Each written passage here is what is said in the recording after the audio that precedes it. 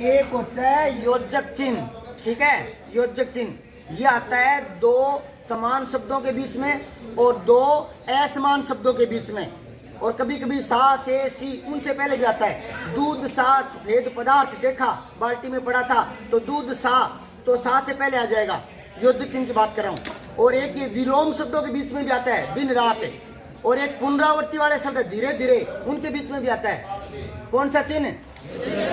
योजक चिन्ह। अब रही बात इससे थोड़ा सा डबल, ये होता है रेखिका चिन्ह।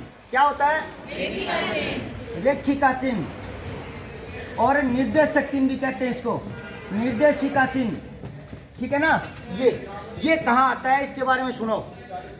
जब कोई बात हम पूरी करना चाहें तो ये चिन्ह लगा के आगे पूरी कर सकते हैं। रेखिका चिन्ह से भी महत्व बता रहा हूँ, वो महत्व आपके समझ में आ जाएगा, तो ध्यान से सुनना।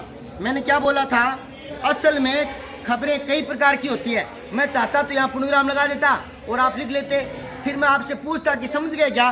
खबरें कई प्रकार की होती है, तो आप कहते हाँ कई प्रकार की होती है, एक सी थोड़ी होती है। फिर आप क्या कहते कि कोई एक्सीडेंट की हो गई, कोई किसी चीज़ के उद्घाटन की खबर हो गई, तो ये आप अलग अलग मान लेते।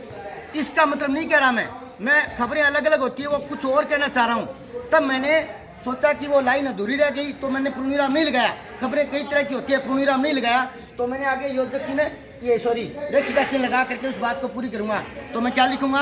असल में खबरें कई प्रकार की होती है। राजनीतिक खबरें, आर्थिक खबरें, अपराध जगत की खबरें, खेल की खबरें, फिल्म की खबरें, और विज्ञान की खबरें, साहित्य की खबरें और कारोबार की खबरें। अब आपके क्लियरिटी आई है, वरना मैं इतना सा लिखकर छोड़ देता कि खबरें कई प्रकार की होती है, वहाँ पूर्णविराम लगा देता, तो वो प्रश्न और वो बात दोनों ही अधूरी रहती, वो वाक्य भी अधूरा ही रहता। क्योंकि जो मैं बताना चाह रहा हूँ वो आप तक पहुँचा नहीं, और जो आप तक पहुँचा वो अपनी बुद्धि से पहुँचा है कि हाँ खबरें कई तरह की होती है। कोई मोटरसाइकिल से मर गया, कोई जीप से मर गया, आप इन्हीं को अलग अलग मान लेते हैं, जबकि ये तो समाचार है। भले वो मोटरसाइकिल से एक्सीडेंट हो, भले स्कूटर से हो, भले साइकिल से हो, वो तो एक ही कैटेगरी है। तो मैं लिख रहा हूँ कि समाचार कई तरह के होते हैं, खबरें कई तरह की होती है, तो वो कई तरह का मतलब मैं साथ ही समझा दूंगा तो वाक्य ज्यादा क्लियर होगा। इसलिए इस चिन्ह का प्रयोग करके वो बात आगे जोड़ दी जाती है। ये महत्व होता है विराम चिन्हों का। समझ गए विराम चिन्हों का महत्व क्या है?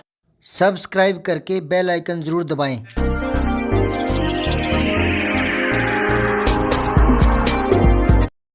जय हिंद, विजय हिंदी।